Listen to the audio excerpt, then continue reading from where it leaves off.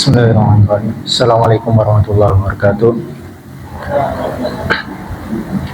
Innal hamdalillah nahmaduhu wa nasta'inu wa nastaghfiruh wa na'udzu billahi min shururi anfusina wa min sayyiati a'malina. May yahdihillahu fala mudilla lahu wa may yudlil fala hadiya lahu.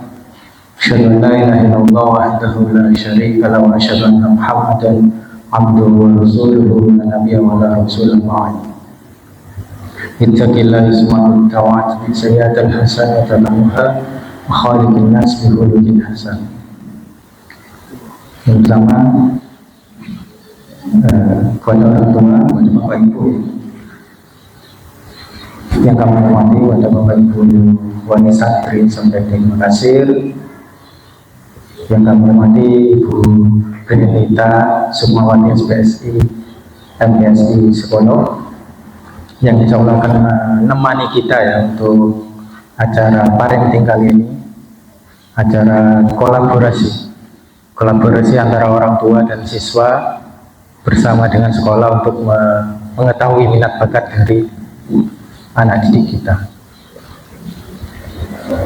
Yang pertama, marilah kita panjatkan segala puji syukur kita kepada Allah Subhanahu wa Ta'ala yang telah memberikan rahmatnya, nikmatnya, hidayahnya, sehingga kita diberikan kesempatan untuk bermuajah, untuk berkumpul di sini, untuk mengkolaborasikan, mensinkronkan keinginan atau dari anak-anak kita.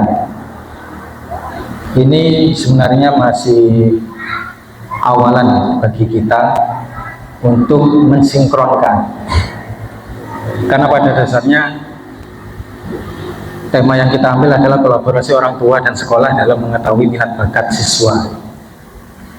Ini sangat penting. Kenapa? Karena tiga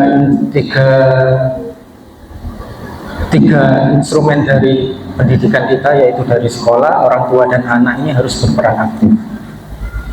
Kesuksesan dari anak-anak kita, kesuksesan dari pendidikan anak-anak kita itu dari tiga komponen, dari tiga komponen ini, dari sekolah, orang tua, dan dari siswa sendiri. Jadi kita harus sering-sering berkolaborasi, sering-sering berdiskusi, sering-sering membahas anak-anak kita. Pertemuan-pertemuan kita itu harus seperti itu, karena nggak bisa kalau ini berjalan sendiri-sendiri. Orang tua pengennya A, orang tua pengennya kuliah, anaknya nggak pengen kuliah, gurunya mengarahkan ke wirausaha. Nah, ini nggak sinkron. Makanya kita kumpul di sini ini ingin menyinkronkan harapan dari orang tua, menyinkronkan harapan dari anak, dan sehingga kita dari sekolah bisa mengetahui dan kita bisa mengambil langkah yang tepat untuk masa depan anak-anak kita. Karena di beberapa waktu sebelumnya belum sinkron antara orang tua sama anak. Anaknya nggak ingin kuliah sehingga nggak ikut pembinaan atau agak males mengikuti pembinaan kuliah, tapi orang tuanya sangat ingin anaknya kuliah. Akhirnya saat ujian, ya mereka merasa kurang dibekali, merasa kurang mampu, karena saat pembekalan mereka merasa tidak ingin kuliah. Ternyata keinginan orang tua ini yang lebih kuat. Nah, ini kita ingin mendukung, barengkan antara orang tua dan anak-anak bersama dengan sekolah terkait masa depan anak-anak, entah itu terkait dengan kuliahnya, entah itu terkait dengan kalau ingin bekerja di mana, ngapain atau apa, berwirausaha apa. Itu yang lebih ingin kita gali, ingin kita kolaborasikan, ingin kita sinkronkan dari orang tua, dari sekolah, dan dari anak-anak sendiri. Jadi kalau semuanya sudah sinkron, insya Allah sudah enak gitu. Kita melangkahnya dari sekolah juga enak, tidak berpersepsi sendiri. Jadi itu tujuan kita untuk parenting hari ini. terima kasih kepada orang tua yang sudah hadir tepat waktu. Jadi yang lain kita doakan semoga segera menyusul, segera hadir di sekolah ini, semoga diberikan kelancaran. Insya Allah itu yang dapat saya sampaikan, tidak berpanjang lebar karena sudah molor waktunya. Kita biar lebih cepat untuk mendengarkan materi apa yang disampaikan oleh Ustazah Benita Sukmawati. Sekian dari saya, kurang lebihnya mohon maaf. Assalamualaikum warahmatullahi wabarakatuh.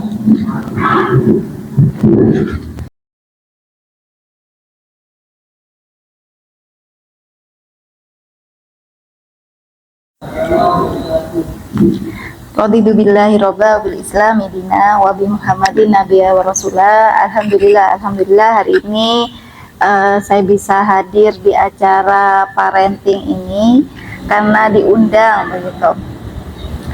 Dan alhamdulillah Allah meridhoi itu begitu ya Bapak Ibu sekalian, karena tanpa ridho Allah saya mungkin tidak sampai ke sini begitu, mungkin pemateri lain yang akan mengisi begitu ya.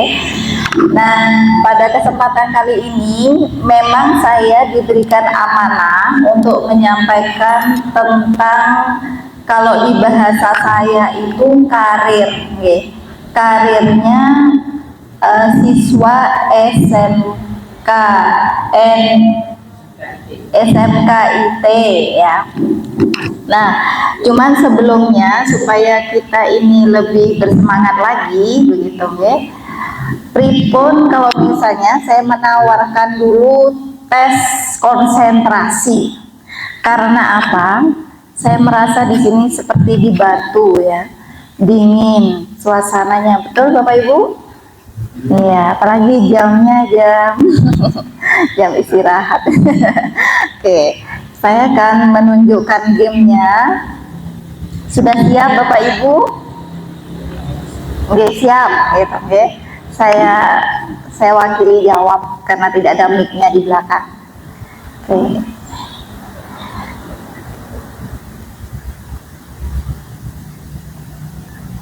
Nah, saya instruksikan dulu. Jadi Bapak Ibu, di sini ada game konsentrasi. Petunjuknya, sampaikan warnanya. Oke. Jadi yang harus disebutkan itu adalah warnanya. Sudah siap Bapak Ibu? Yang Bapak harus banter meskipun ada 500 orang begitu ya, Masya Allah. Sedangkan ibu-ibunya ada berapa ini? 1000 begitu ya. Bismillah ya. Oke, kita contoh dulu biar tidak bingung. Coba disebutkan apa namanya? Kitab. Oke. Ingat konsentrasinya, sebutkan warnanya. Ini hitam. Hitam. Oke, kita lanjut.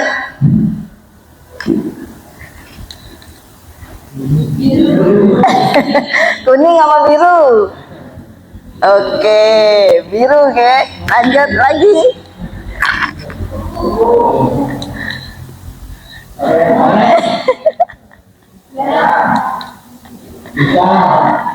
Yakin Pak hitam?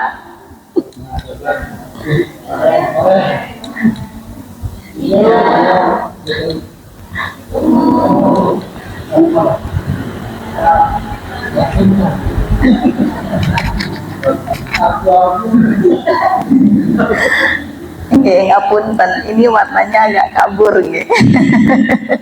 Nggih. Lanjut.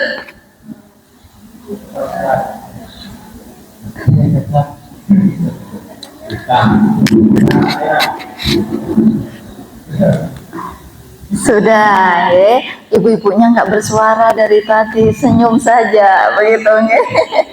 Oke, tidak ada masalah, saya tidak akan terlalu banyak karena memang kita sudah jam 13.15 sehingga langsung ke materi ya. Tadi saya perhatikan dari pihak guru menyediakan sebuah angket, monggo diisi supaya sekolah bisa memantau. Oke. Sebenarnya di sini saya sudah menyediakan angket juga, Bapak Ibu kalau yang bersedia monggo pakai scan QR code begitu bisa langsung diisi gitu ya. Tapi sepertinya tidak memungkinkan, sehingga langsung saja ke materi kita hari ini. Saya awali dengan kata-kata siswanya ini yang mana ya Bapak? Yang siswa mana? Yang merasa siswa 1, 2, 3 yang ikut ya? Oke. Yang di luar bisa ikut ya, sehingga bisa menjadi pertimbangan juga ketika kita mau berlanjut ke jenjang yang lebih tinggi, itu lebih enak memilih yang mana dan bagaimana. Ini terkait karir Bapak Ibu sekalian, ini menjadi masalah umum bagi anak-anak kita, terutama ketika dia sudah di titik puncak SMA, SMK atau SMIA ataupun MAN ya. Padahal potensi siswa kelas 12 ini sangat luar biasa, banyak begitu ya. Apalagi secara perkembangannya anak ini sudah mencapai titik awal dewasa, tapi masih umur 18-19 ya. Anak-anakku betul ya, umurnya segitu. Jangan-jangan masih ada yang umur 16 ini ya di sini. Oke. Nah, cuman masalahnya adalah dalam pemilihan karir mereka masih bingung, ya. Sehingga di sini siswa, guru, orang tua harus memahami dulu bakat dan minat yang dimiliki. Dia dimiliki siapa?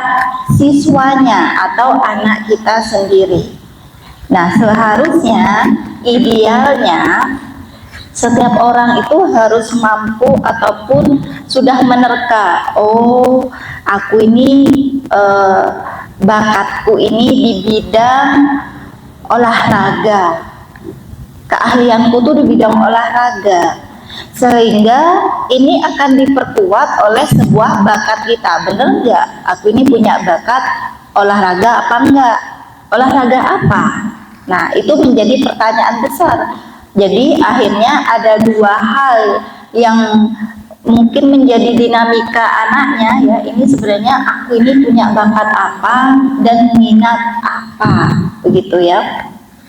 Rata-rata anak memilih jurusan itu karena memang minatnya.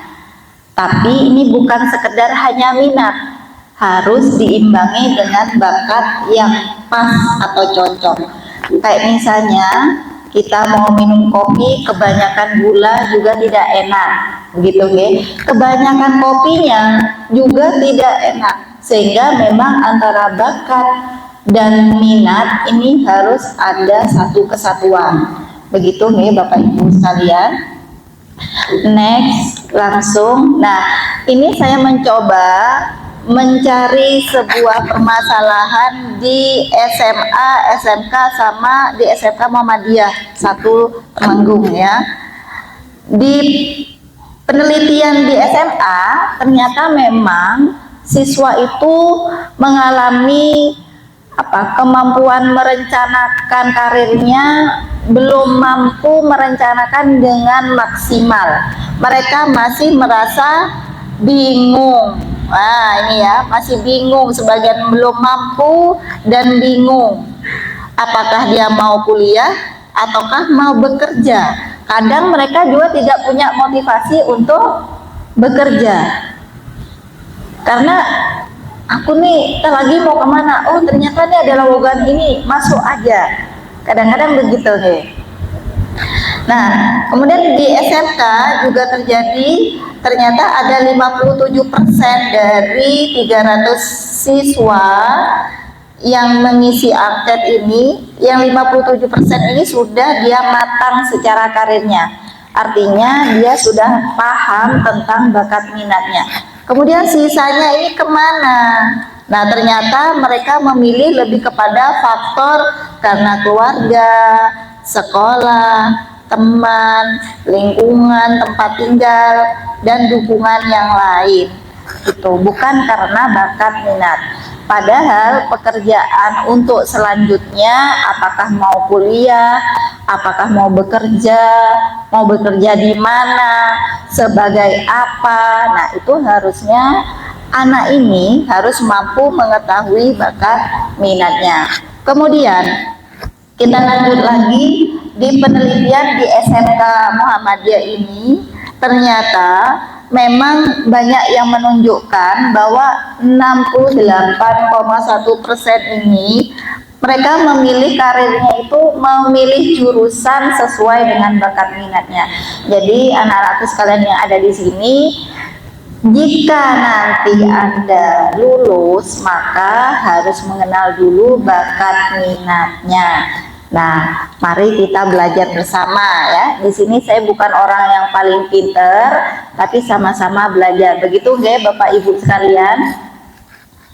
Kita lanjut. Ini ada beberapa identifikasi masalah karir yang dialami oleh anak siswa. Jadi ternyata ketika diidentifikasi itu, siswa itu belum mengetahui potensi yang dimilikinya. Bingung, aku tuh punya apa sih? Kemampuanku tuh apa kok? Kayaknya nggak ada. Abu-abu. Pinter ya nggak pinter, jadi merasa begitu. Skill juga nggak tahu. Kayaknya aku tuh bisanya cuma tidur-tiduran, bermain gitu. Ada yang seperti itu, Bu. Bapak Ibu anaknya nggak tahu mau nyebutkan apa, begitu ya. Kemudian ada juga siswa yang belum mendapatkan informasi pekerjaan. Dia ingin bekerja tapi bingung mau bekerja apa, karena ternyata banyak pekerjaan-pekerjaan yang memang belum dia pahami, cuman taunya PNS.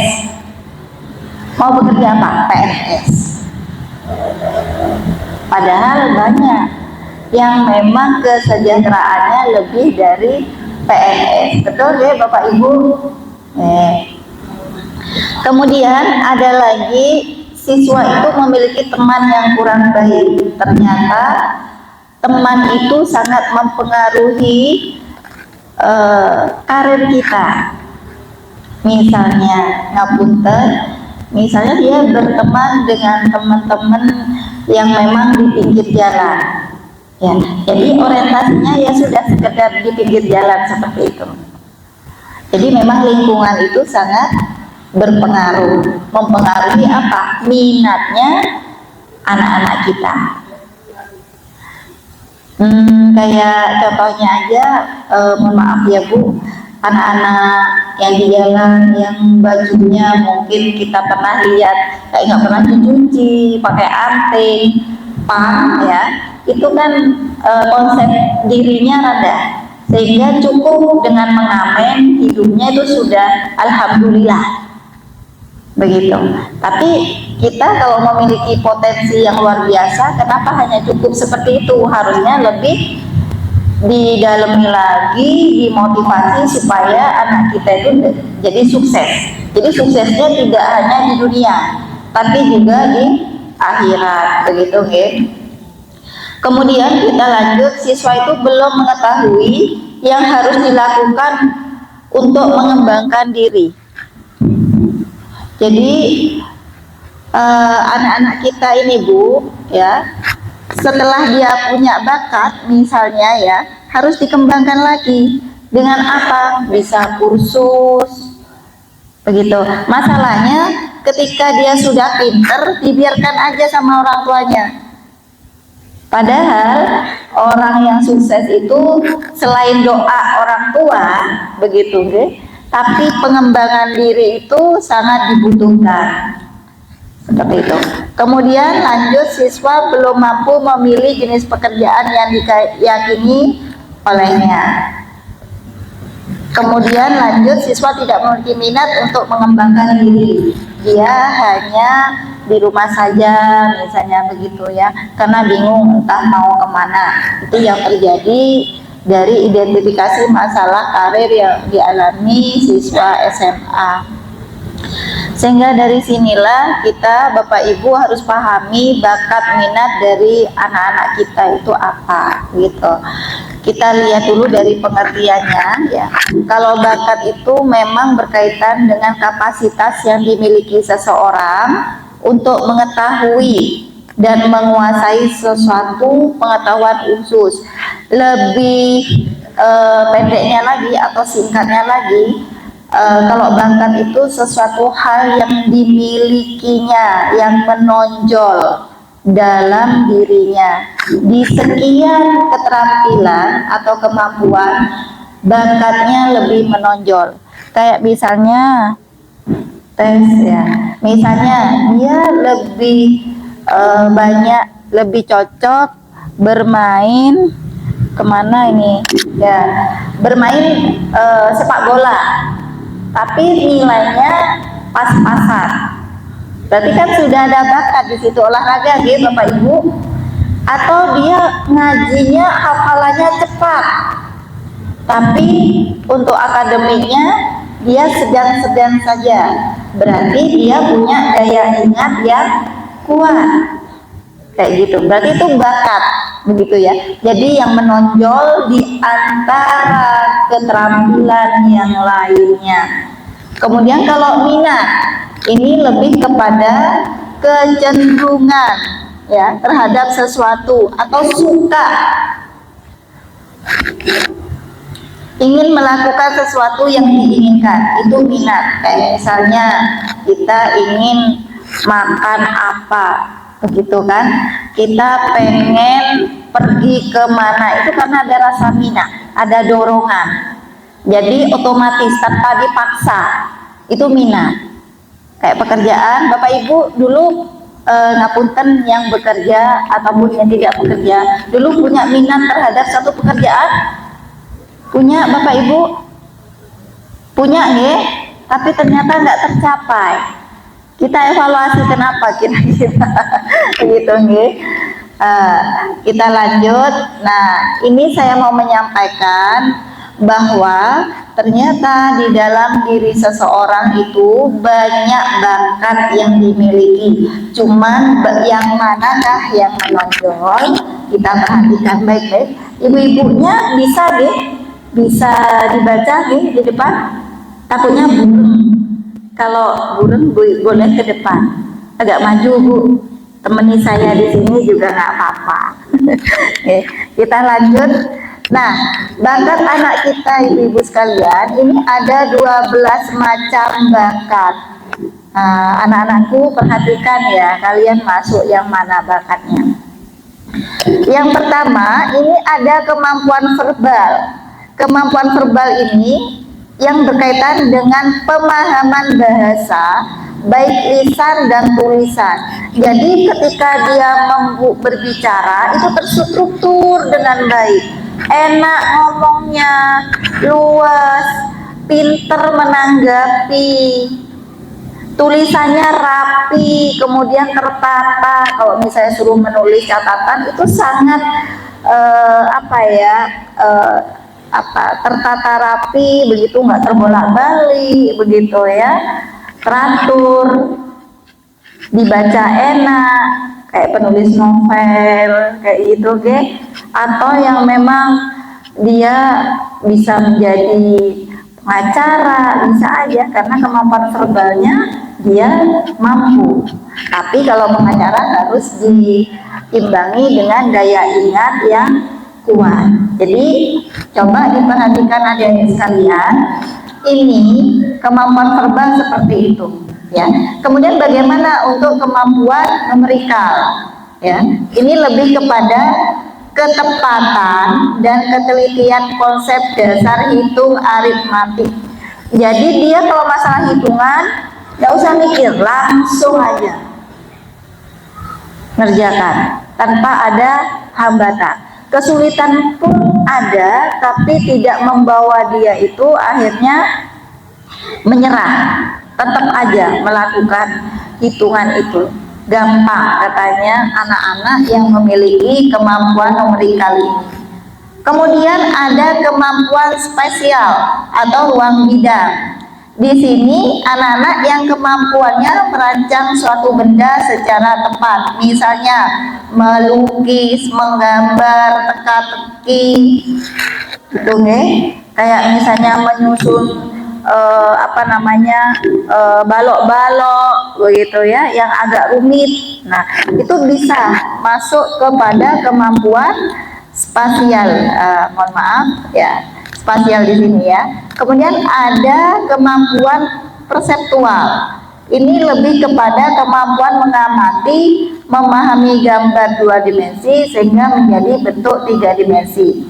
Nah, ini biasanya contohnya itu adalah begini Bu. Yang ini kayak misalnya di bengkel ya, ini ada kerusakan. Dia tahu persis, oh ngerangkainya gini, oh jadi di sini nih yang rusak. Jadi perseptual itu seperti itu, bisa dipahami ya. Jadi dia bisa membayangkan apa yang rusak di sini, bisa membayangkan gimana membangun ruang ini, tuh bisa. Anak tuh pinternya di perseptual, begitu ya. Kemudian masuk kepada kemampuan reasoning ataupun penalaran. Nah, di sini lebih kepada kemampuan memecahkan masalah atau dia mampu memahami suatu hal dengan tepat. Nah, jadi kalau ada yang berbicara kepada kita, dia mampu menyimpulkan dengan pasti. Oh, maksudnya begini, kayak gitu ya. Jadi dia sangat ceketan ketika ada hal yang bercerita, dia langsung nangkap. Nah, ini masuk kepada kemampuan memecahkan masalah. Ya, dia akhirnya bisa memberikan solusi, kayak gitu tuh bisa. Mencari problem solving dengan penalarannya, itu bisa. Idenya tuh sangat luar biasa. Jadi kadang temennya minta solusi sama dia. Solusinya gimana ya kalau aku punya permasalahan ini? Biasanya begitu, tipe-tipe yang penalaran. Oh, gampang aja, gini loh, gini. Jadi detail dia berikan solusinya. Itulah kalau dia memiliki kemampuan penalaran ya. Kalau kemampuan mekanik, dia lebih memahami 2 konsep, yaitu mekanik dan fisika. Ini yang mau jadi masuk ke auto 2000 ya, merangkai, merakit, otomotif dan yang lainnya, biasanya dia maksimal di sini ya. Oke. Kemudian masuk kepada kemampuan memori, kemampuan mengingat. Ini bagus untuk anak-anak yang penghafal Al-Quran. Dia pasti akan cepat. Kalau misalnya nanti jadi ustadz gimana? Ya bisa, karena dia tinggal membaca buku, mengingat hadisnya, ya kan Bapak Ibu, dia menyampaikan. Tapi harus diimbangi dengan kemampuan verbal yang baik. Kan nggak mungkin kalau ustadz itu hanya diem saja gitu Bapak Ibu, karena tujuannya itu adalah berdakwah, kan begitu gitu. Nah, kemudian kemampuan klerikal ini lebih kepada kemampuan bekerja secara administrasi. Dia mampu menata dengan baik ya kamarnya. Oh, ini bagian di sini ya. Kemudian dia menata bukunya, dia menulis apapun yang dia miliki rapi. Itu masuk kepada kemampuan administrasi. Kemudian ada kreativitas. Ini lebih kepada dia membuat sesuatu hal-hal yang aneh, berarti dia kreativitas. Ada kardus, dia buat mobil-mobilan, ya kan. Ada kardus itu kan bisa ya dibentuk. Kalau orang yang kreativitasnya tinggi bisa dibuat 3 dimensi. Sama anak yang memiliki kreativitas, dia bisa bikin bunga aneh dari apapun, dari tisu, dari apa gitu ya, bikin baju yang mungkin desain baju yang luar biasa begitu ya. Pokoknya unik sekali nih, dan luar biasa kelebihannya orang-orang yang punya kreativitas tinggi. Bikin kue begitu ya, macam-macam kreativitas ini. Ada kecepatan kerja, mungkin dia tidak memiliki di faktor, di bakat yang lain, tapi kerjanya itu cepat dan tepat, cepat. Ada yang seperti itu, Bu. Bapak, ada ya. Jadi kerjanya tuh cepat. Ada kan, ada yang bekerjanya lambat tuh ada, tapi nggak selesai. Ini kerjanya cepat, selesai rapi. Nah, berarti ada di kemampuan kecepatan kerja. Ada tipe kayak gitu. Ya. Kemudian ada yang punya bakat ketelitian kerja. Nah, jadi dia sangat detail di dalam kemampuan bekerja. Apakah ini sama kayak kemampuan numerikal ya? Berbeda. Kalau numerikal itu lebih ke hitungan dasar kayak gitu. Tapi kalau ini lebih ketelitiannya. Oh, ini kayaknya kurang ini deh. Oh ya, ini kurang ini. Nah, jadi dia akhirnya kayak sangat teliti ya. Kemudian yang selanjutnya ketahanan kerja. Jadi dia punya bakat ketahanan kerja meskipun bisa konsisten, meskipun diapain tuh bisa konsisten anaknya, padahal bakat yang lain dia nggak punya. Nah, kayak gitu. Jadi Bapak Ibu sekalian dan anak-anakku, coba perhatikan Anda cenderung ke yang mana. Jangan melihat bakatnya orang lain, tapi bakatnya Anda ini yang mana. Dari sini, jadi sudah dispesifikan apakah ke matematika, apakah yang pinter berbicara, apakah ke bagian yang merancang dengan tepat ya, apakah masuk ke sangat jeli ketika melihat suatu hal, bentuk, gambar gitu ya. Apakah memang hal-hal yang ini? Nah, jadi perlu diperhatikan bakat itu ya, yang bisa menilai siapa kira-kira. Bapak Ibu dan anak-anakku bisa menjawab siapa yang bisa menilai bakat ini? Bisa diri kita dan orang lain. Karena kadang kita sendiri itu tidak menemukan bakat kita apa. Bakatmu apa? Saya tanya ke mahasiswa dua yang BK itu ya, mahasiswa saya. Saya mau tanya, bakat kalian apa? Tidak tahu, Bu. Kok bisa? Ya nggak tahu juga. Ya, karena mereka tidak menyadari, karena selama ini yang hanya dipikirkan itu kemampuan akademik saja. Betul, Ibu? Aku pinter di ini, aku pinter, aku sedang-sedang saja. Tapi kita tidak pernah melihat bakatnya anak kita itu di mana, atau bakatnya kita yang mana. Jadi kalau bakat, indikatornya adalah mana yang menonjol di antara ini dalam diri kita. Boleh kita minta masukan kepada orang lain, bakatnya kita apa? Boleh ke orang tua, boleh ke teman sendiri, boleh ke guru. Karena kadang kebingungan mengidentifikasi bakatnya kita. Oke. Ada yang mau di-sharingkan sampai sesi sini, Bapak Ibu? Anak-anak? Ada? Maju Ibu kalau gak kelihatan. Oke. Nah, jadi monggo bertanya ya jika ada hal yang menarik di sini atau kurang jelas, monggo, karena supaya memetakan anak kita itu ada di mana. Kalau misalnya fashion gitu, ataupun kalau lagi viral sekarang tuh bagian ini ya Bu, merias wajah, itu masuk ke mana?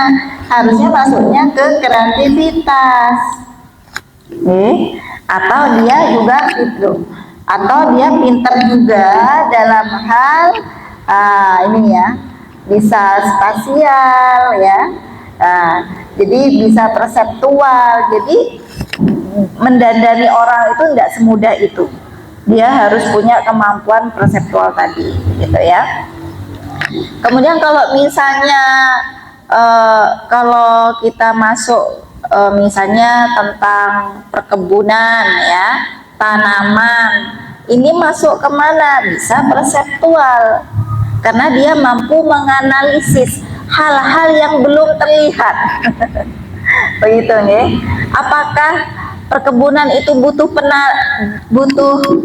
verbal? Tidak begitu butuh. karena harusnya lebihnya di perseptual ini ataupun spasial ya, dan juga harus ada ketahanan kerja.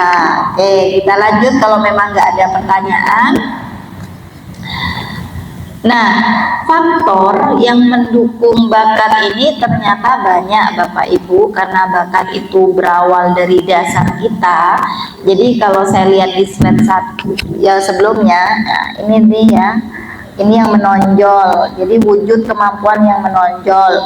Kemudian di sini adalah kemampuan seseorang sejak lahir, sehingga bisa jadi bakat ini adalah turunan. Bisa diturunkan dari orang tua. Nah, fokusnya di sini faktor yang membuat orang itu punya bakat karena faktor biologis tadi ya Bu ya, Bapak Ibu, keturunan, kemudian lingkungan sekitar. Ya. Kenapa lingkungan sekitar itu akhirnya membuat dia menjadi bakat? Karena misalnya dia lahir di tempat tukang ukir. Ternyata awalnya dia tidak punya bakat biologis, tapi karena lingkungannya tukang ukir semua, akhirnya dia belajar, akhirnya bisa. Karena memang bakat itu didapat harusnya dari latihan, pengalaman. Begitu nggih? Hilang-hilangan. Kita lanjut nih.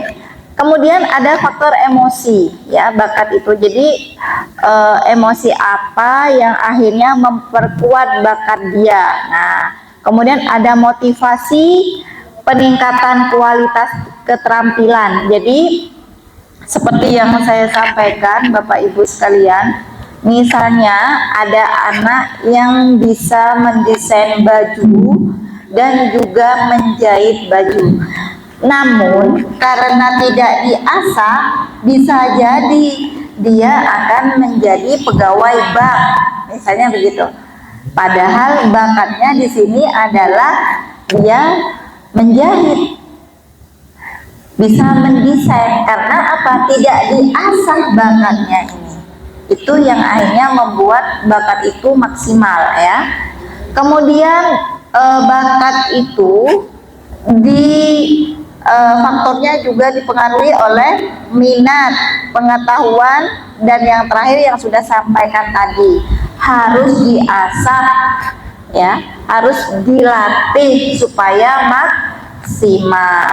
Nah, sehingga di sini Bapak Ibu sekalian, aktualisasi bakat seseorang itu tidak akan maksimal jika tidak ditunjang oleh faktor-faktor di atas. Sehingga jika orang itu misalnya punya bakat tapi tidak diasah, tidak ada motivasi, hanya sekedar bakatnya saja yang ada, sekedar potensinya aja tapi tidak berkembang, begitu ya. Kayak misalnya tadi, dia harusnya bisa menjadi desainer, tapi karena tidak diasah ya, tidak sekolah di bagian desainer, akhirnya ya juga akhirnya dia punya profesi yang lain.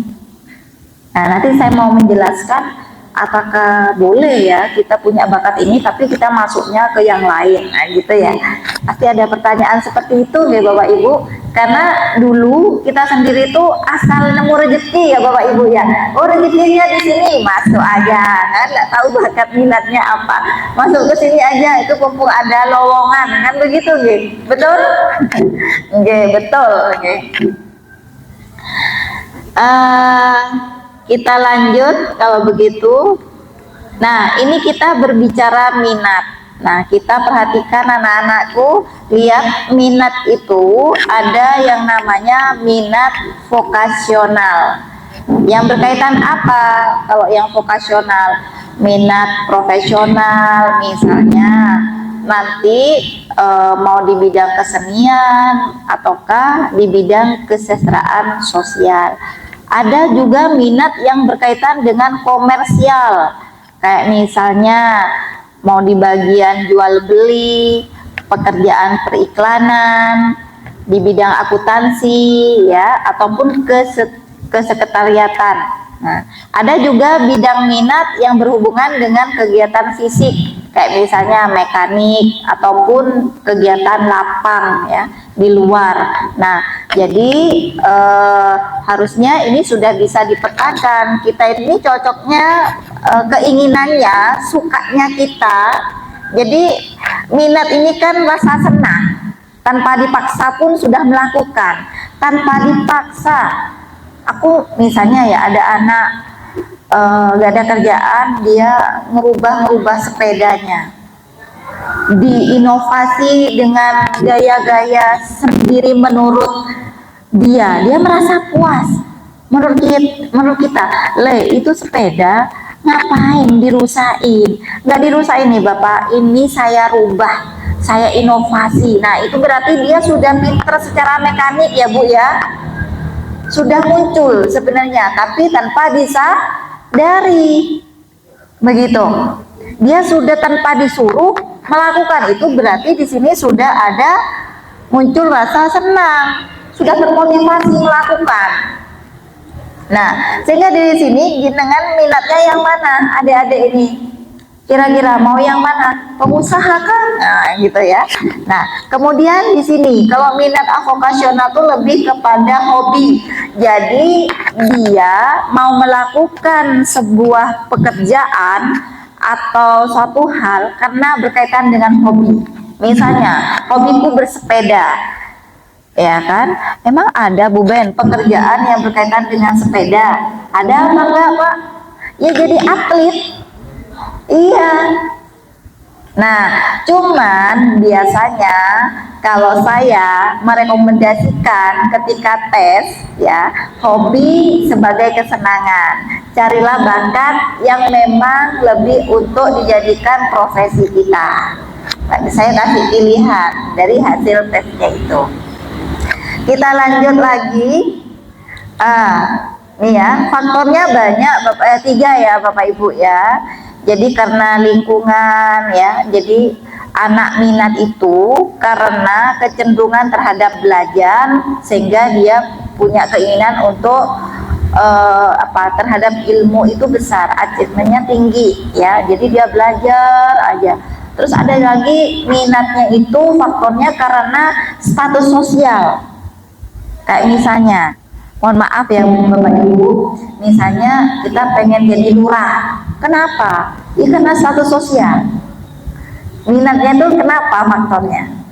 Atau mau jadi artis, karena artis itu keren, dikenal. Nah itu karena status sosial ya.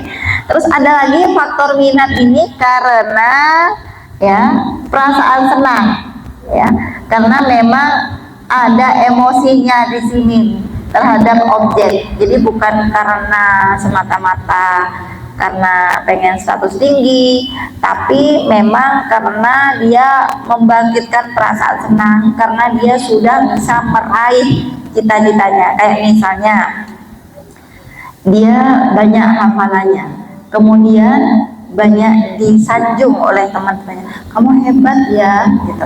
Itu akan membuat minat dia bertambah, sehingga akhirnya memilih minatnya untuk menjadi penghafal Al-Quran. Di luar motif karena dapat pahala yang banyak Bapak Ibu. Nah jadi karena ada rasa minatnya tuh seperti itu. Kita lanjutkan. Nah ini ada penelitian faktor dominan karir, disebutkan ternyata anak-anak kita ya dalam penelitian ini 2,9% itu dia memilih pekerjaan atau karirnya itu karena lokasi pekerjaan, tempatnya ya. Ada juga karena saran dari guru atau orang lain, ini 2,9 juga persen ya. Kemudian pengaruh teman sebaya luar biasa nih, 4,3%. Kamu nanti keluarnya mau ngapain? Kayaknya jadi polisi aja deh. Oh iya deh, aku ikut ya. Nah, kayak gitu ya. Ada yang seperti itu. Ada gambaran soalnya. Nanti kalau jadi polisi kan enak, nggak usah kuliah langsung kerja misalnya ya. Nah, kemudian ada lagi 5,8% itu dari siswa memilih pekerjaan berdasarkan tren dunia kerja. Kayak misalnya apa Bu? Jadi vlogger. Hai guys, hari ini gitu ya. Oh ternyata enak tuh dari vlogger nih ya, kita ngajak-ngajak, ngobrol-ngobrol. Ternyata banyak yang suka. Nah bisa seperti itu. Oke. Ada lagi. Nah ini yang tinggi ini adalah orang tua Bapak Ibu. Ini saya mau menekankan di sini. Jadi begini. Tadi di temanya itu yang kepala sekolah sampaikan. Ada kasus di mana anak pengennya nggak kuliah, sedangkan orang tuanya yang kepengennya kuliah, begitu nggih tadi disampaikannya. Terus nih jalan tengahnya di mana, begitu ya. Padahal dalam posisi penelitian ini faktor yang paling tinggi itu adalah orang tua memang. Ini orang tua ini yang membuat bingung, begitu ya. Penjelasan saya di sini ya, orang tua memiliki peran yang sangat signifikan dalam pemilihan karir seorang anak ya. Karena apa? Orang tua tuh sering memberikan saran, rekomendasi, kadang menentukan jurusan. Kamu jurusan ini aja Le, nggak mau. Kenapa Le? Kilo bagus Le, nantilah kamu bisa jadi ini Le. Wes nanti ikut PNS saya dale endingnya ya. Karena saya tahu saya saya juga jadi orang tua. Jadi pengennya nanti anak itu tidak kesulitan dalam mencari peluang pekerjaan, enak, jadi mapan. Betul Bapak Ibu, harapannya begitu, nggih? Nggih. Kalau tidak ada yang menjawab saya nggih kan. Harapan orang tua tuh begitu nak ya, nah, gitu. Pengen anaknya tuh nggak soro kayak awae, sehingga dicarikan suatu hal yang menurut bapak ibu itu cocok, begitu. Nah, karena apa? Ekspektasi orang tua terhadap anak itu, sangat mempengaruhi, begitu ya. Nah, tapi ternyata faktor yang paling besar dominan ini adalah memilih secara bakat dan minat. Saya mau menjelaskan lebih dulu, Bapak Ibu. Penjelasan saya ini di sini belum selesai, ya.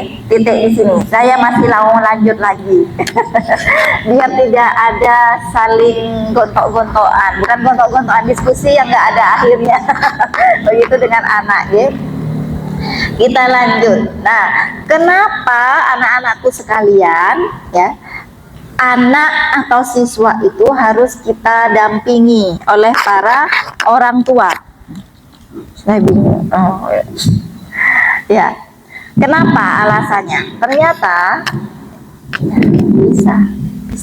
Oh, baterainya habis. Oke. Dari penelitian tadi dilanjutkan ya, sebenarnya 100% orang tua itu tidak salah, karena harapan orang tua itu tinggi tadi ya. Karena ada catatan di sini dalam sebuah teori ya, bahwa kenapa anak-anak dalam karirnya itu harus didampingi oleh orang tua atau guru ya. Karena memang menurut dalam sebuah penelitian itu, pengambilan keputusan tantangan bagi para remaja ya. Meskipun remaja ini sudah banyak mengakses informasi, namun ternyata kemampuan dalam mempertimbangkan prospeknya itu dia belum matang. Prospeknya, misalnya yang aku pengen jadi pelukis karena saya bakatnya di pelukis. Nah, nanti prospeknya gimana kalau misalnya nggak laku lukisanmu? Terus kamu mau makan apa? Ya kan? Benar Bapak Ibu? Ini nanti jadi apa kamu pelukis itu? Mohon maaf ya, bukan berarti saya itu mengecilkan para pelukis, karena ternyata banyak pelukis yang sukses dan karya-karyanya juga dijual ratusan juta. Begitu. Kan akhirnya nih gontok-gontokan kalau nggak selesai, ya kan?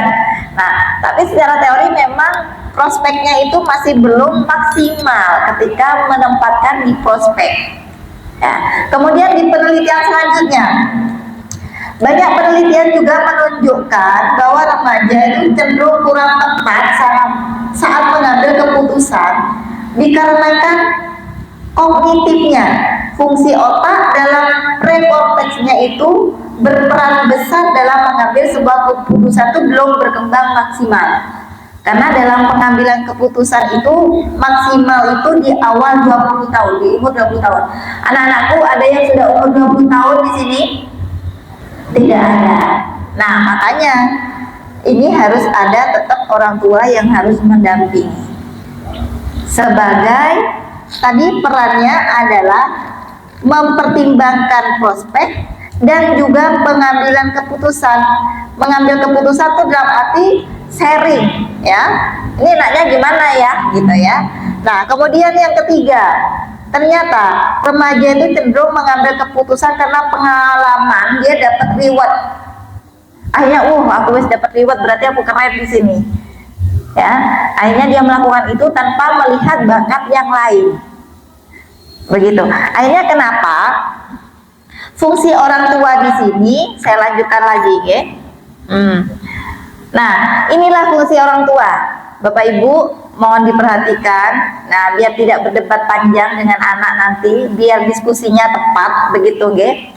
Jadi Bapak Ibu, di sini orang tua dalam mendiskusikan karir seorang anak itu dilakukan menjadi fasilitator. Nah, kalau fasilitator itu bagaimana? Nah, kamu tuh maunya gimana? Betul ya? Bukan kamu memilih ini aja, Nak, bukan ya. Kita sharing dulu dengan anak kita. Oke, Nak, kamu kelebihanmu apa, sayang? Ya, jadi sebagai fasilitator, penghubung, begitu nggih. Penghubung bagaimana orang tua itu memahami potensi yang ada dalam diri anak, mengenali kemampuan bakat dan minat serta cita-citanya. Jadi kita tanya dulu. Nah, kamu minatnya ke apa?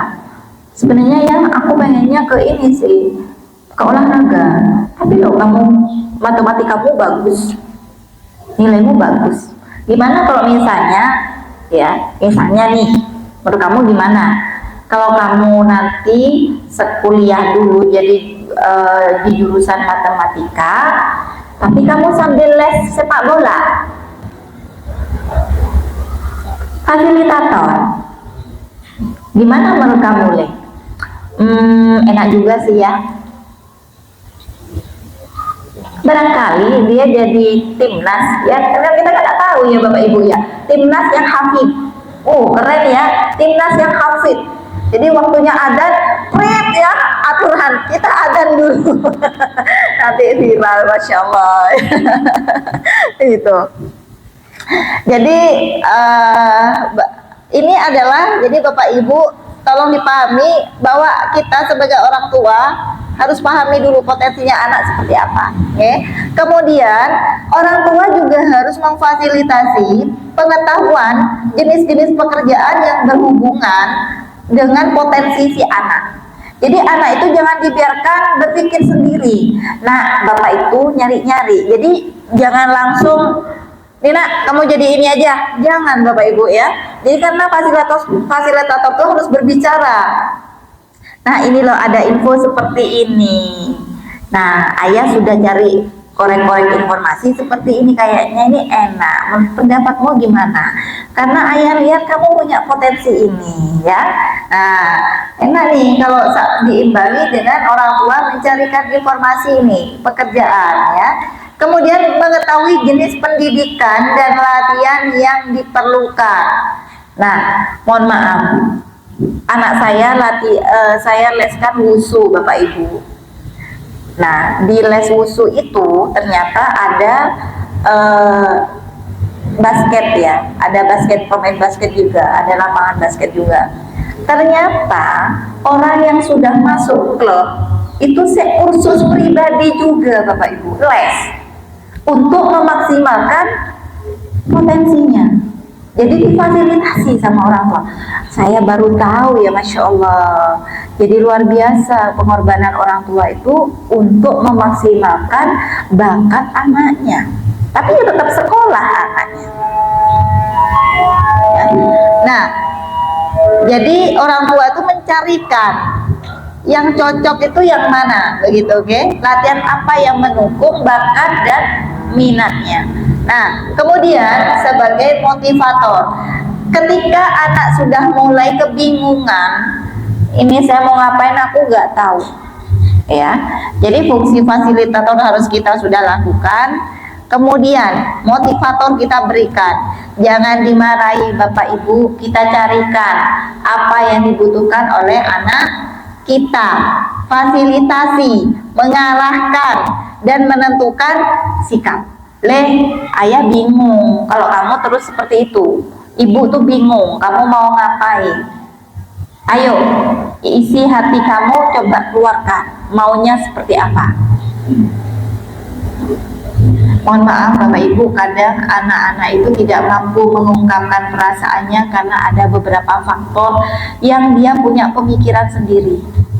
Enggak ada apa-apa, pasti jawab anaknya seperti itu. Nah, kalau sudah orang tua tidak bisa mengungkapkan, maka harus ada jalan yang lain dengan guru, ya. Kita lanjut dulu. Nah, ini menjadi mediator. Hendaknya orang tua itu menjadi mediasi ketika anak kebingungan, ya, dan menentukan solusi dengan mendengarkan kebingungannya. Jadi dengarkan dulu kebingungannya apa, ibu-ibu, anaknya bingung di mana, maunya bagaimana. Nah, ini kadang mau menentukan saya ini mau kuliah apa mau bekerja, saya bingung. Nah, mediator ini ayah atau ibu. Kamu pengennya kerja kenapa alasannya? Terus pengen kuliah alasannya apa? Kalau misalnya ngapunten dan mohon maaf, kalau saya mau kuliah itu karena memang pengen jurusan ini ya, itu aku suka. Tapi saya pengen bantu ekonominya ayah sama bunda juga. Berarti sebagai orang tua bagaimana? Tegas, karena ayah masih siap membiayai kamu. Kamu maksimalkan kuliah. Tapi ingat, jangan neko-neko. Lulus tepat waktu atau sebelum waktunya. Nanti ketika dalam perjalanan kamu mau kerja sampingan boleh, tapi tidak menjadi prioritas. Ada ketegasan di sini Bapak Ibu. Meskipun kita sebagai orang tua itu sudah ngikat perut, ya Bapak Ibu, betul? Betul, ngikat perut. Tapi untuk masa depan anak kita. Sampun. Nah, sehingga di sini orang tua tuh harus menjadi kolega berpikir, bukan menjadi dominator berpikir, tapi kolega Bapak Ibu. Begitu, oke? Kita lanjut. Nah, kok nggak mau? Kenapa kok nggak mau slide-nya?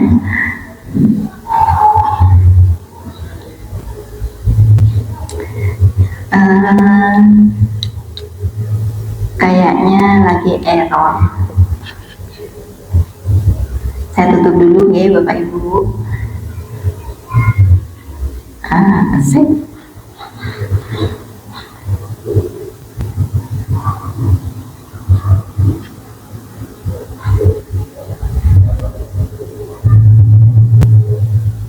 Jadi Bapak Ibu sekalian, menjadi peran orang tua bagi anak yang memang dalam proses mencari karir itu memang harus bersabar Bapak Ibu. Karena apa? Mereka masih mencari jati diri, apakah mau kuliah, di kuliah itu mau jurusan apa gitu ya. Kemudian juga nanti kalau mau kerja apa, kita harus banyak sharing. Nah, terus bagaimana peran guru di sini? Apakah ada gurunya di dalam sini? Ada ya? Peran guru. Nah, tentunya guru ini memiliki peran yang besar juga selain memang orang tua, terutama guru BK ya. Jadi harapan supaya anak tidak bingung, guru itu harusnya menyediakan informasi mengenai informasi universitas dan jurusan pekerjaan. Jadi misalnya di UNED itu ada apa aja, di Unipar ada apa aja, di UIN itu apa aja, jurusannya. Nanti keluarannya jadi apa? Itu anak harus dikasih gambaran, deskripsi. Kan rata-rata anak-anak kita itu bingung mau ya jurusan apa ya, aku nggak tahu, karena mereka tidak tahu informasi ini dan tidak tahu bakatnya. Nah kamu loh, ketika ngomong enak, jurusan kayak Bu Benita aja deh jadi psikolog, mau nggak? Empatimu ada. Nanti gimana? Aku harus jurusan di mana? Ya itu adanya di UIN misalnya. Atau jurusan PAUD. Anak-anak, kamu kayak lucu banget sih ke anak kecil gitu ya, pengayomi gitu kan. Mau nggak jadi guru PAUD? Terus hafidonya gimana? Tetap lanjut. Begitu ya. Nah, jadi nih Bu Guru, Pak Guru, mohon ini disampaikan nih bagaimana ya. Misalnya lowongan pekerjaan ini harus ada di guru BK. Lowongan apa saja kalau memang di sini SMK. Karena SMK itu tujuannya nanti menjadi langsung bekerja, aplikasinya bekerja. Oke. Nah, jadi guru menginformasikan informasi-informasi lowongan pekerjaan yang sesuai dengan peminatannya yang di sini apa saja. Oke. Kemudian yang selanjutnya adalah memberikan opsi program. Kurang 5 menit Bapak Ibu, tenang, cepet. Siap. Nah, ini adalah memberikan program beasiswa. Jadi maksudnya mencarikan program beasiswa Bapak Ibu. Anak-anak tuh nggak tahu. Mohon maaf Pak, saya nggak bisa kuliah karena ekonomi saya kesulitan. Tenang Nak, ini ada informasi. Ya, kuliah nih, ada nih. Gitu ya. Apalagi di Jember tuh, masya Allah ya, beasiswa, Pemkab itu sudah banyak itu. Nah, jadi jangan putus asa masalah ekonomi. Kan kita diminta untuk mencari ilmu kemana? Ke negeri Cina. Di Indonesia masih banyak universitas Bapak Ibu, ya. Jadi kalau nggak bisa ke Cina, cukup di Indonesia nggak apa-apa. Nah, ini masih banyak di Indonesia ya. Kemudian, saya kira mau ngasih tinggal 4 menit lagi. Nah, kemudian kita lanjut, adanya bimbingan karir. Bapak Ibu, di dalam sekolah harus ada bimbingan karir. Jadi ini langsung diberikan di saat awal masuk. Ya. Anak ini sudah dipetakan potensinya di mana, bakatnya di mana, kemudian maunya nanti seperti apa. Ini di bimbingan karir. Kemudian ada asesmen bakat minat bersama ahlinya yaitu psikolog untuk menentukan bakat minat anak kita. Terakhir, Bapak Ibu, dalam karir anak coba jenengan lakukan tahap-tahap ini. Pertama, sebagai orang tua dan guru, perhatikan bakat minat anak itu kemana. Evaluasi bidang apa saja yang dia unggul. Ya, misalnya yang lain nilainya 7, ternyata satu yang 80, berarti yang unggul yang 80 itu, ya. Nah, kemudian langsung kita masuk ke action kedua, carilah yang unggul dalam hubungan pelajaran ini apa nilainya. Nah, setelah itu kita diskusi, nah kamu nilainya ini tinggi, ini tinggi, minatmu di mana? Ya, kemudian yang terakhir untuk memperkuat anak ini mau masuk mana, memang harus dites bakat minat Bapak Ibu. Tes bakat minat itu ada tes kecerdasan, ada sikap kerja, ada gambaran minat dan bakat, kemudian ada kepribadian. Ini akhirnya psikolognya ini akan merekomendasikan ke arah mana dia akan memilih pekerjaan yang tepat. Begitu Bapak Ibu. Oke. Nah, monggo Bapak Ibu atau sekolah memfasilitasi itu, monggo, begitu ya, supaya anak kita itu tepat. Nah, nanti kalau misalnya boleh minta sesi wawancara dengan psikolognya terhadap hasil asesmennya. Begitu ya Bapak Ibu, sudah tidak nyampe 5 menit, alhamdulillah sudah selesai. Monggo jika ada yang mau diserikan, begitu saja dari saya. Ada buka sesi pertanyaan Bapak? Oke, monggo Bapak Ibu yang mau sharing, nggak usah bertanya, sharing aja. Monggo, Bapak mau bertanya, kok kayaknya mau banyak bertanya Bapak. Monggo Bapak ada keluhan apa, monggo disampaikan, barangkali saya bisa meluruskan. Oke, terima kasih. Tidak ada. Oke, kalau memang tidak ada, alhamdulillah. Oke, monggo Pak. Namanya siapa Bapak?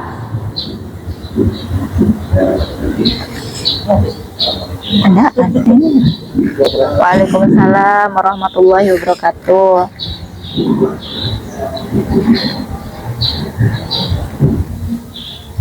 Nama Bapak Ibu wali dari Nasor. Ini bukan hanya sharing aja. Sharing. Selama ini kami jadi orang tua dengan anak itu sering ngobrol-ngobrol dengan kadang-kadang kamu nanti ingin jadi apa gitu kan. Dari 1, 2, 3 anak putra saya, ketika ditanya seperti itu, jawabannya nanti ingin jadi seperti bapaknya, jadi repotin. Iya. Selama ini dari profesi katanya ya sekedar bekerja serabutan, dan yang utama sebenarnya di bidang percetakan. Cuman nanti pikiran orang tua itu seperti ini, dan kalau nanti mau jadi seperti bapak, kira-kira bisa nggak lebih besar lagi dari yang ditekuni bapak. Jadi kita mau mengarahkan itu bagaimana. Kebetulan ini anak yang sekolah di sini anak pertama, jadi bakat dan minatnya begitu ini suka olahraga. Jadi kalau pagi-pagi bisa hilang, tiba-tiba lari gitu kan. Jadi seperti itu. Kami sebagai orang tua sebenarnya mendukung saja apa yang diinginkan. Berharap juga nanti seperti yang disampaikan, satu saat yang diminati dan ditekuni ini menjadi lain profesi lah di putra kami. Kira-kira nanti mau jalan kemana gitu dengan bakat dan minat seperti disampaikan. Sedangkan orang tua yang maunya anak itu harus lebih baik dari orang tuanya. Mungkin seperti itu saya ingat kita ini lakukan. Memang untuk kegiatan ngobrol dan kita selama mungkin kami di perjalanan, kalaupun jemput anak pulang ke rumah bukan jarak yang cukup dekat, itu juga perlu ngobrol.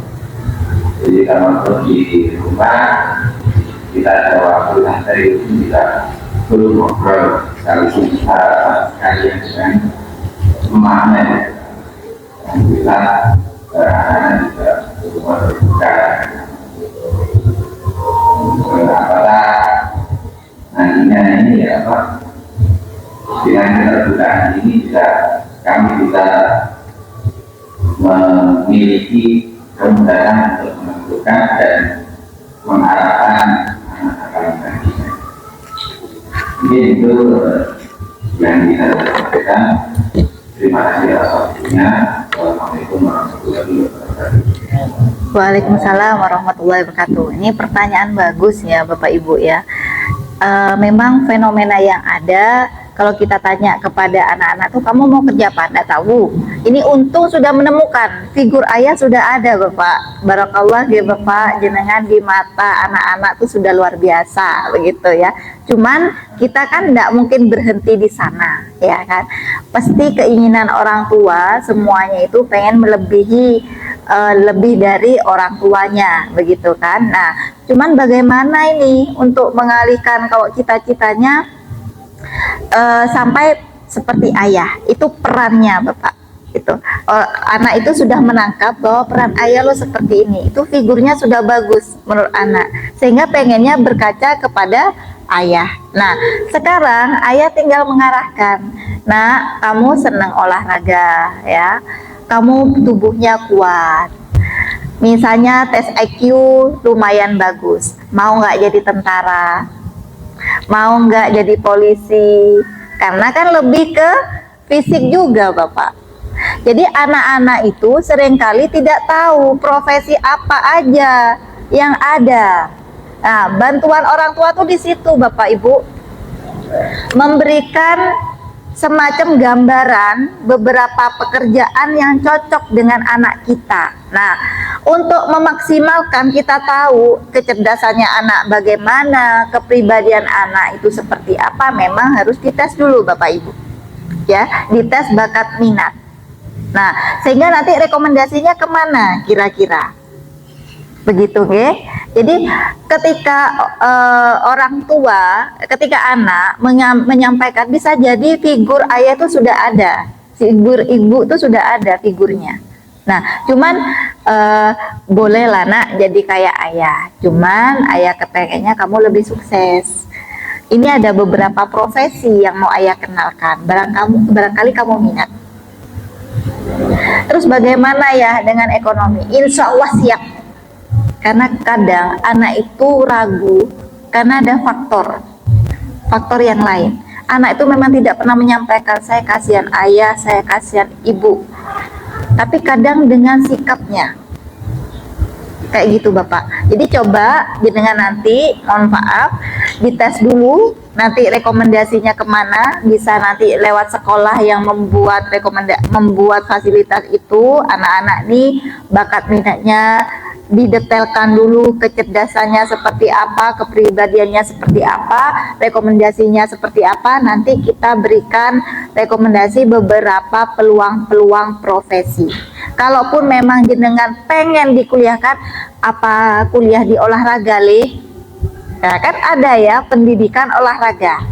Nanti jadi guru olahraga. Bisa seperti itu Pak, kalau minatnya ke bidang olahraga.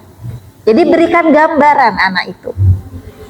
Mohon maaf, kita sendiri masuk kuliah itu bukan karena minat, masuk aja, apa kamu masuk apa, kan gitu dulu nggih Bapak Ibu yang kuliah ya. Saya ini termasuk yang juga patah hati kepada jurusan saya. Patah hati, udah ceritanya dan nanti terlalu lama kalau saya cerita di sini. Akhirnya endingnya saya masuk ke psikologi. Itu pun masuk karena saran dari kakak saya. Kamu potensimu tuh banyak. Pertama, kamu disukai teman-temannya. Kamu kalau ngasih saran tuh bagus gitu, kata kakak saya. Enaknya kamu masuk psikologi. Karena matematikamu kecil, 70 terus katanya. Ya baiklah bang, gitu. Saya manut sama abang saya. Akhirnya alhamdulillah, ternyata betul. Psikologi itu tepat. Jadi perlu gambaran-gambaran seperti itu, Bu. Makanya bakat anak itu perlu kita sampaikan kepada anak kita supaya anak kita tuh lebih percaya diri. Bapak Ibu, dibiasakan anak kita itu diberikan semacam penguatan. Kayak misalnya kalau dia punya prestasi apa, ya diberikan penguatan. Masya Allah, barakallah. Terima kasih ya sudah belajar. Meskipun dia tidak yang jadi nomor 1. Terima kasih ya, kamu sudah menjadi anak yang punya akhlak yang baik. Terima kasih banyak. Jadi kita berikan apresiasi itu, sehingga dia bangga dengan dirinya. Oh, ternyata orang tuaku senang ya. Nah, bakat minat itu tidak jelas karena itu tadi tidak terasah. Tidak ada penguatan. begitu nggih. Nah, nanti Bapak Ibu itu jawaban saya sebenarnya Pak. Jadi butuh semacam sharingnya itu lebih kepada profesi-profesi pekerjaan, dengan bisa memberikan beberapa gambaran apa saja yang berkaitan dengan misalnya fisik, begitu ya. Kalau di dalam pendidikan, yaitu tadi guru, olahraga. Kalau rezeki itu Allah yang menentukan, kan begitu nggih Bapak Ibu sekalian. Peluangnya kita, cuman kalau sudah kita punya bakat, sudah punya minat, insya Allah itu akan ketarik gitu ya, rezekinya itu di mana. Nah, ada kasus gitu ya, dia itu jurusan apa begitu ya. Misalnya nih yang mau saya ceritakan, mohon maaf, ini kadang jurusan PPKN gitu ya, ataupun politik, dia ternyata jadi pegawai bank. Ada yang kayak gitu banyak ya Bapak Ibu ya. Padahal secara bank itu kan harusnya pinter akuntansi, begitulah ya, teliti, begitu. Kok bisa? Karena dia itu ke status sosial tadi minatnya. Karena nanti aku ketika sudah bekerja, sudah dapat uang, akhirnya saya senang. Meskipun secara potensi, secara bakat saya tidak ada di situ. Karena sudah ada minat tadi, Bapak. Tapi akhirnya bakat yang dimiliki itu tidak keluar, tidak maksimal. Akhirnya hanya sebagai profesi aja. Begitu. Sehingga intinya itu Bapak Ibu sekalian, ketika bakat diasah dengan baik, kemudian dia punya minat yang luar biasa, maka menjadi optimal. Kayak gitu. Ngapunten yang sering kita lihat anak ini ya, kan jadi orang sukses itu tidak harus bekerja secara di instansi ya Bapak Ibu ya. Ada juga contoh-contoh pengusaha, wirausaha, ya karena mereka punya bakat. Ya. Nah, jadi dicarikan apa yang tepat untuk anak kita ini. Mungkin itu nggih Bapak. Bapak. Nggih, itu nggih. Nggih, cukup itu? Nggih. Ada yang mau menyambung lagi pertanyaannya? Nah, dari anak-anak ini, dari siswanya, ada yang mau bertanya? Nggak usah bertanya dah, sharing saja, ya. Sharing. Ada dari kaum Hawa, ibu-ibu barangkali. Oh, nggih, monggo.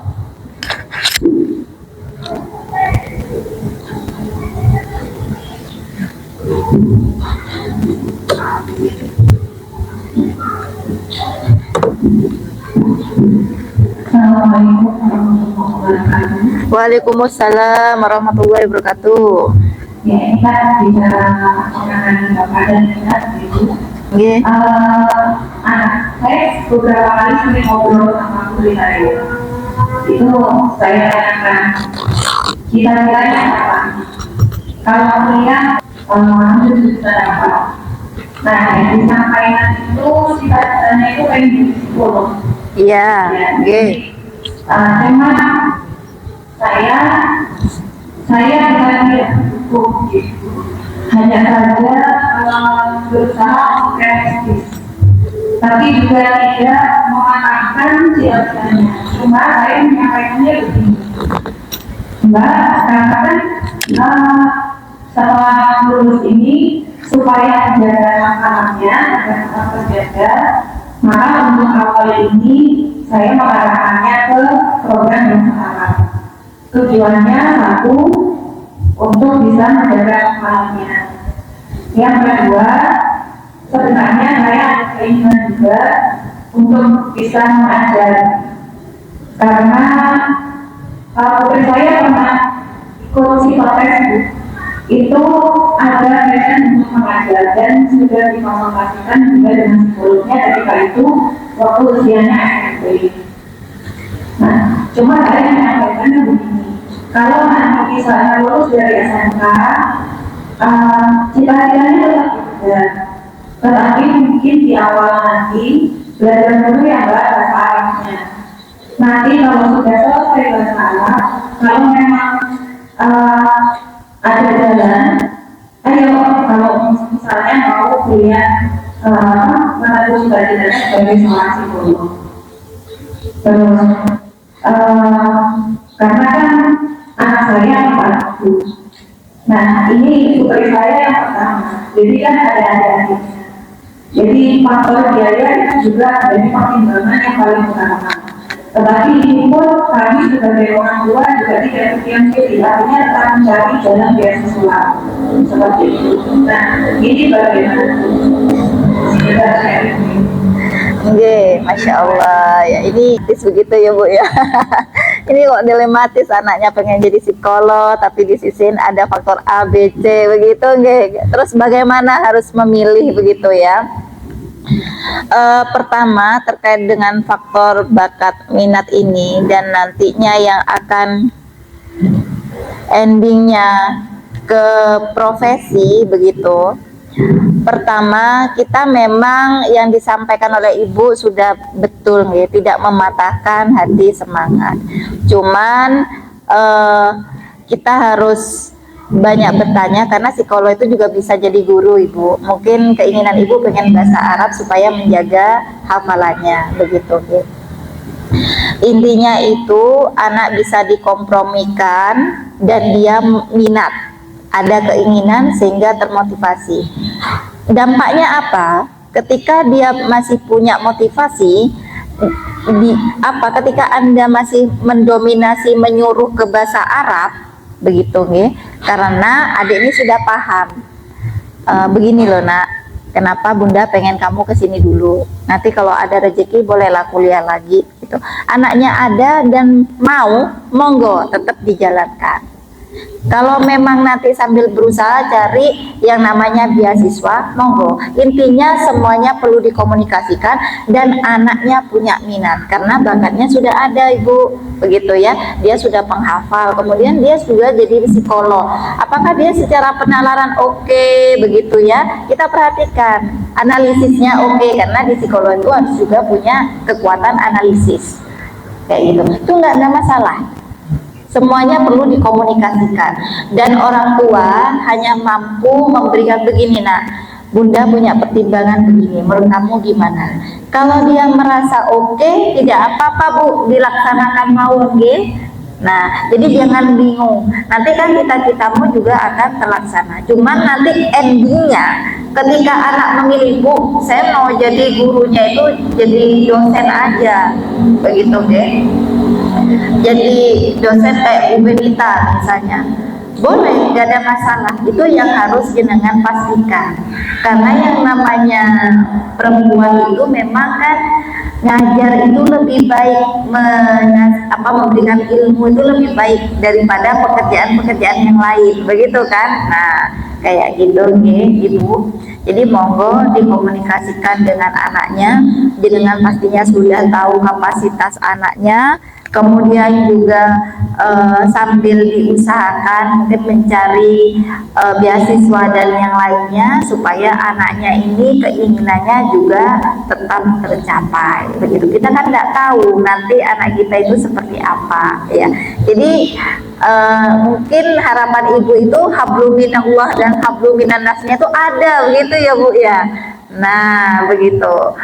Ya alhamdulillah selama jadi psikolog ini saya banyak membantu orang Ibu. Jadi ada juga hubungannya dengan manusia dan Allah begitu. Tinggal niatnya gitu. Itu ya Bu ya. Nggih, matur suwun. Ada lagi yang mau sharing Bapak Ibu atau dari guru barangkali? Tidak ada ya, mungkin nanti gurunya bisik-bisik ke saya WA. Ada lagi? Kalau memang tidak ada, dicukupkan Pak. Terima kasih Bapak Ibu sudah mendengarkan saya. Semoga ini menjadi manfaat bagi kita semua, menjadi ladang amal saya untuk berbagi ilmu. Karena bakat minat ini sangat penting untuk karir anak kita ke depan. Pentingnya apa? Untuk kecocokan, kepasan, mengembangkan potensi yang ada di dalam dirinya. Jadi tidak semacam hanya ikut-ikutan. Kalau potensi itu dimaksimalkan, maka hasilnya itu lebih baik. Tanpa kita paksa, dia sudah jalan. Tanpa tanpa kita suruh dia sudah jalan sendiri. Mungkin itu Bapak Ibu dari saya. Kalau juga ada salah kata baik lisan ataupun perilaku yang tidak mengenakan, saya mohon maaf sebesar-besarnya. Akhir kalam, wabillahi taufiq wal hidayah. Assalamualaikum warahmatullahi wabarakatuh.